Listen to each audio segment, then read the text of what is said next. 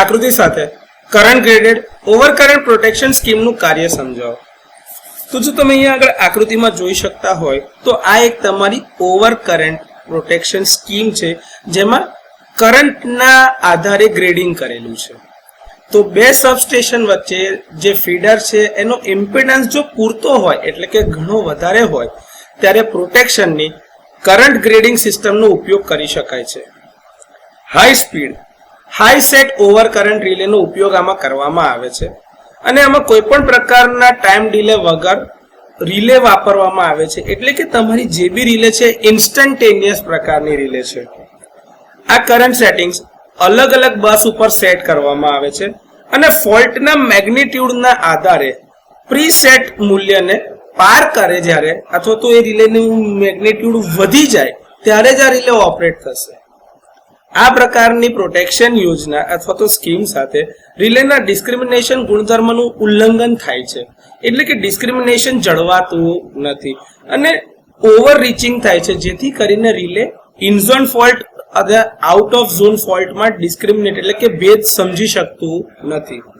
જો હવે સમજવું હોય તો તમે અહીંયા જુઓ આકૃતિમાં, અહીંયા તમારી પાસે આ બે સેક્શન છે. આ એક સેક્શન છે AB અને બીજો સેક્શન છે ધારો કે BC.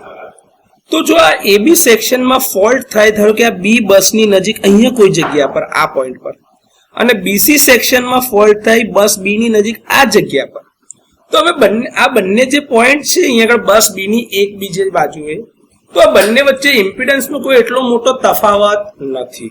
હવે એટલો મોટો તફાવત ના હોવાના કારણે બની શકે કે BC બાજુની રિલે ઓપરેટ થાય એ પહેલા જ AB વાળી રિલે તરત ઓપરેટ થઈ જાય, જેના કારણે ઓવરરીચિંગ થાય છે કે પ્રાઇમરી પ્રોટેક્શન ઓપરેટ થતા પહેલા જ એની આગળના સેક્શનનું બેકઅપ પ્રોટેક્શન ઓપરેટ થઈ ગયું.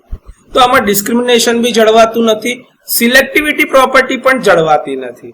તો હવે આ કેસની અંદરમાં ડિસ્ક્રિમિનેશન પ્રાપ્ત કરવા માટે કુલ લાઇનના 80% ભાગને જ પ્રોટેક્શન આપવામાં આવે છે. એટલે કે રીચ ઓફ ધ રિલે એ 80% લંબાઈ સુધી જ સેટ કરવામાં આવે છે. એટલે કદાચ જો રિલે ઓવર રીચ થાય તો આ બાકીના 20% સુધીમાં પોતાના સેક્શનમાં જ ઓપરેટ થાય, બીજા સેક્શનમાં ઓપરેટ થાય નહીં. તો આ રીતે ઓવર રીચિંગનો પ્રોબ્લેમ દૂર કરવા માટે ટ્રાન્સમિશન લાઇન પ્રોટેક્શનમાં current graded over current protection સ્કીમમાં ફક્ત 80% લાઇનને જ પ્રોટેક્ટ કરવામાં આવે છે. તો આ current graded over current protection સ્કીમનું વર્કિંગ છે.